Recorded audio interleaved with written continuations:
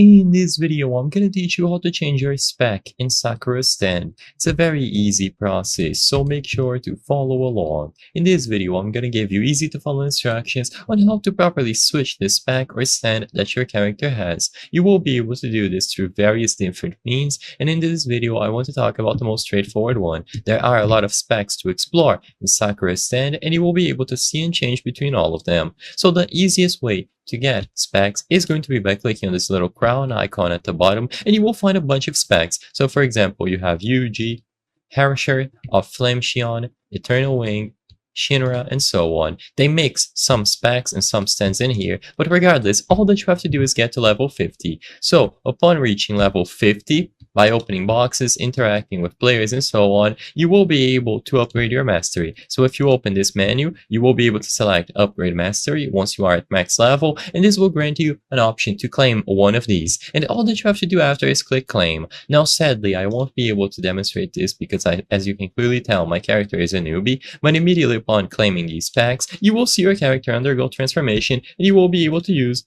all of the skills of the new spec or stand that you acquired. If you have any item here that grants you a stand or a spec, you just have to use it, and immediately upon using that specific item, you will be granted the moveset and so on. You will be able to reach Mastery and then click this, and you can do a breakthrough once you are at Mastery 15 for more additional bonuses. But regardless, you will be able to get specs by either using items that you can find around boxes or by going over to that menu, which is going to be the option that most people select. In here, you can choose any of the ones available, so you can just read through the titles and confirm that you want to use one of them. As long as you are standless, you will be able to pick that up and choose whichever spec you want to use.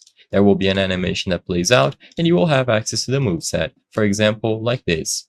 I hope I was able to help you on how to change spec in Sakura stand. If this video helped you, please be sure to leave a like and subscribe for more very easy tips. Thank you for watching.